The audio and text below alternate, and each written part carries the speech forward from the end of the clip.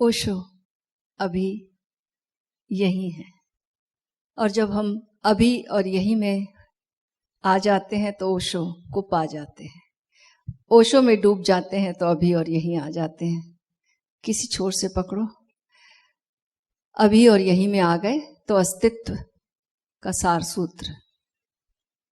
यही दरवाजा है परमात्मा को पाने का, परमात्मा में प्रवेश करने का, परमात्मा को समाने का। अभी और यही में आ जाना। सभी संत एक ही इशारा देते हैं और उस इशारे को पकड़ना है। कैसे हम अभी और यहीं में आ जाएं,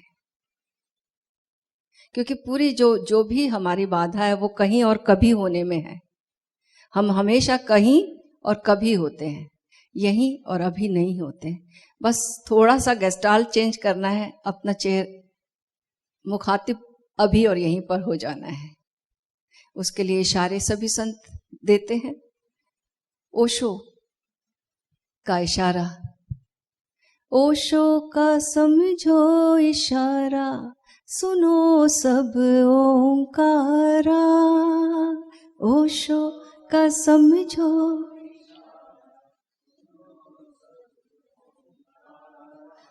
गुरुवर ने भव जल से तारा, सुनो सब ओंकारा।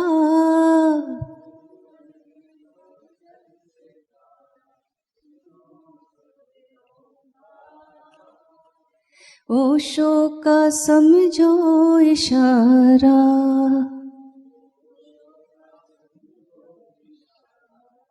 गुरु नानक ने भेद बताया, गुरु नानक ने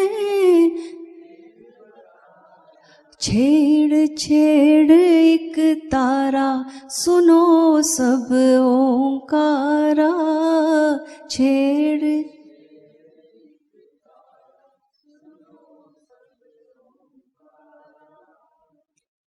बाइबल में जीसस ने बताया, बाइबल में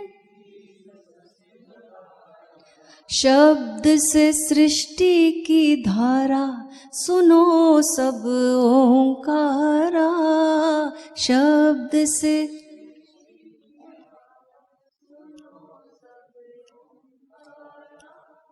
ओशो का समझो इशारा। पतंजलि ने भेद बताया, पतंजलि का सार यही है।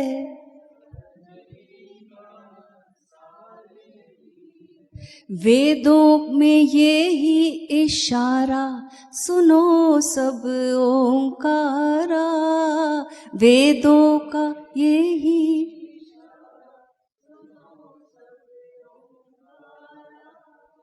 ओशो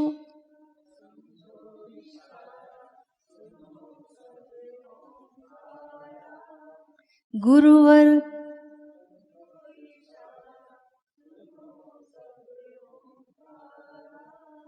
श्री कृष्ण गीता में बोले, खुल के गाओ ना एक बार और, एक बार और।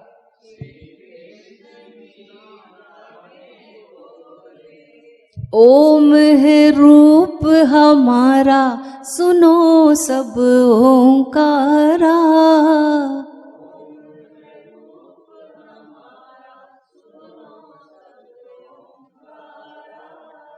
गुरुवर ने भव जल से तारा, सुनो सब ओंकारा।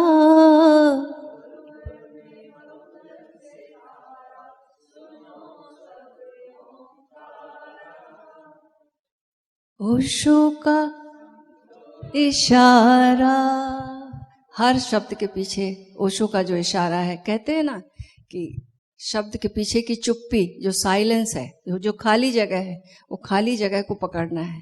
उस खाली जगह में कुछ गूंज रहा है। जब हम खाली जगह को पकड़ेंगे तो गूंज से भर जाएंगे निश्चित रूप से। ओशो यही इशारा देते हैं और सभी संत यही इशारा देते हैं। और ओशो की किसी किताब को पढ़ लो, हमारा महागीता का सत्र हो, चाहे ताओ का सत्र हो, चाहे अष्टावक्र का सत्र हो, चाहे कैवल्य उपनिषद में हो, चाहे अध्यात्म उपनिषद में हो, कहीं भी हो, एक ही इशारा, यही इशारा। ओशो से किसी ने पूछा कि जीवन में हमारे हम क्या बचाएं, सर्वाधिक मूल्यवान एक चीज बचानी हो तो हम क्या बचाएं? तो ओशो ने कहा अपनी आत्मा और उसका संगीत, यही सर्वाधिक मूल्यवान है। आत्मा और उसका संगीत बचा लिया तो सब कुछ बचा लिया। और फिर उन्होंने एक कहानी बताई। वो कहानी है कि एक बहुत अच्छा संगीतकार अपना परफॉर्मेंस देकर लौट रहा है।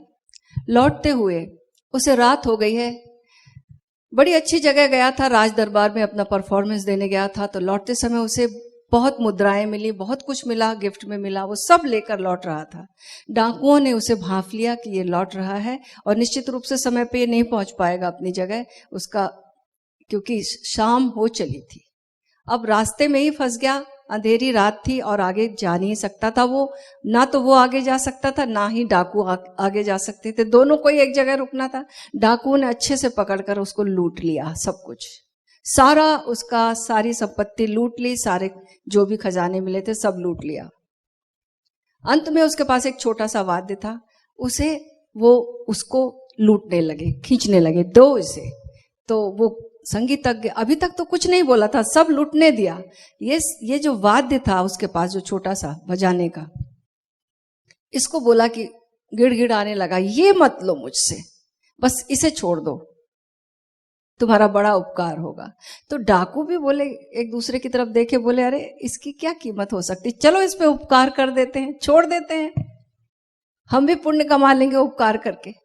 छोड़ दिया उसने। रात थी, उस वाद्य यंत्र का उसने छाती से लगा लिया अपने, जैसे उसको उसके प्राणों का प्राण मिल गया, जान आ गई उसके जीवन में। बैठ गया उसे लेकर। डाकू भी तो कहीं नहीं जा सकते थे अंधेरे में, वो भी बैठे थे आसपास। अब उसने उस वाद्य यंत्र को बजाना शुरू किया। शुरू में तो डाकू एक तरफ देखे, उन्होंने तो हमेशा कोलाहल सुना था, कोहराम मचाया था, हल्ला सुना था, संगीत तो कभी सुना नहीं था। तो उन्हें कुछ समझ में नहीं आया, क्या रे लगाया है, लेकिन करते भी क्या। उसके बाद ना चाहते हुए भी सुन रहे थे। धीरे धीरे उनकी आंखें बंद होने लगी, वो झूमने लगे, उन्हें पता ही नहीं चला कब वो संगीत में खो गए। और रात निकल गई, सुबह हो गई, सुबह की चिड़िया बोलने लगी, हल्का सा उजाला हो गया, आंख खोली तो संगीतज्ञ के चरणों में गिर गए सारे डाकू आकर। बोले तुमने हमें इतनी शांति, इतना आनंद दिया है इस संगीत से, हमने तो इतना खजाना लूटा, इतना धन कमाया, कभी ऐसी तृप्ति नहीं मिली, कभी ऐसा आनंद नहीं आया, तुमने तो जादू कर दिया। हम तुम्हें क्या दे सकते हैं इस आनंद के बदले में, इस तृप्ति के बदले में? हमने तुमसे जो लिया वही हम तुमको वापस करते हैं, तुम्हारे चरणों में अर्पित करते, तेरा तुझको अर्पण। वापस सब जो लूटा था वापस दे दिया चरणों में।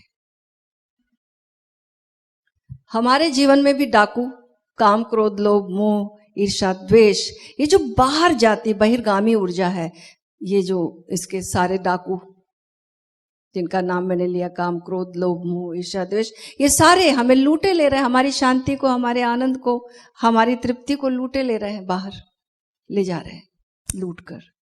लेकिन अगर हम अपनी आत्मा में अभी और यहीं की होने की कला सीख जाएं और उस पॉज को पकड़ने की कला सीख जाएं, उस सन्नाटे के संगीत में डूब जाएं, तो हमने अपनी आत्मा का संगीत पा लिया।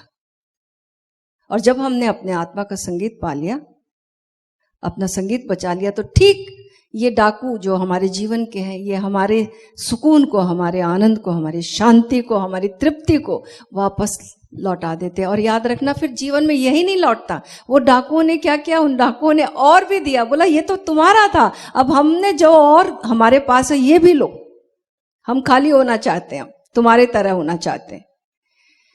तो जब हम आत्मा और अपने उसके संगीत में डूबते हैं, तो केवल ये डाकू ही हमें, हमारा जो लौटाया था वही नहीं, पूरा अस्तित्व ही बरस जाता है। पूरा परमात्मा, कहे कबीर में पूरा पाया, ऐसा ऐसा जीवन में सौभाग्य घटित हो जाता है। केवल काम, क्रोध, लोभ, मोह, ईर्ष्या, द्वेष हटता नहीं, शांति नहीं आते, परमानंद की अवस्था आ जाती, परम पद मिल जाता है, परम तृप्ति मिल जाती है। लेकिन इस संगीत को सुनने के लिए, अभी और यहीं में डूबने के लिए ओशो ने फिर एक इशारा किया। एक कहानी बहुत प्यारी है, जीवन की घटना है। एक सूफी लेखक रहा है हाफिज नाम का, और वो सूफी साधना करने के लिए एक गुरु के पास गया, एक सूफी फकीर के पास गया, और कुछ दिन रहकर साधना किया। तो सूफी फकीर ने कहा, उनकी साधना रात को होती है, तो आज रात को सब हम बैठेंगे और मैं एक एक का नाम पुकारूंगा और एक एक को बुलाकर, सूफी जो है सीना बसीना अपने राज को देते हैं, तो आओगे और मैं तुमको राज बताऊंगा, आज रात ये घटना घटेगी। तो सब आए, ठीक रात को 12 बजे इकट्ठे हुए। उसके बाद सब लोग बैठे, मौन में बैठे रहे। एक एक का नाम गुरु पुकारता है, बार बार गुरु पुकारता है, फुसफुसा के पुकारता है। रात के सन्नाटे में धीरे से गुरु का पुकारना, उठकर हाफिज जाता है गुरु के पास और वो राज लेकर लौटता है। दूसरे बार फिर गुरु पुकारता है, दूसरे बार फिर हाफिज जाता है और वापस लौट आता है गुरु के चरणों में सिर रखकर। तीसरी बार फिर गुरु पुकारता है किसी और का नाम, हर बार और नाम पुकारता और नाम पुकारता, लेकिन हर बार हाफिज ही आता है और गुरु के चरणों में सिर रखता है और आनंदित होकर लौट जाता है अपनी जगह पर। ऐसा क्यों हुआ बता सकते हो? बाकी सब सो गए थे, कोई भी जागा हुआ नहीं था, हाफिज जागा हुआ था। परमात्मा फुसफुसाता है, हमें जागे रहना पड़ेगा। हम कोलाहल के नशे में खो जाते हैं, हम बाहर की उत्तेजनाओं में सो जाते हैं। हमें जागरूकता, साक्षी जीवन जीना होगा, तब हमें उसके इशारे, तब हमें उसकी गुफ्तगू, तब हमें उसका संगीत सुनाई देगा। परमात्मा फुसफुसाता है। जब हम उसकी आवाज को सुनते हैं, अपने भीतर के संगीत को बचाते हैं, अपनी आत्मा को बचाते हैं, तब हमने जीवन को बचा लिया, जीवन की संपदा को बचा लिया जो हम लेकर आए थे। हम भी ऐसा कह सकते हैं कबीर की तरह, ज्यों की त्यों धर दीनी चदरिया। बल्कि उसमें ओशो तो कहते हैं उसमें जोड़कर ही जाते हैं कबीर।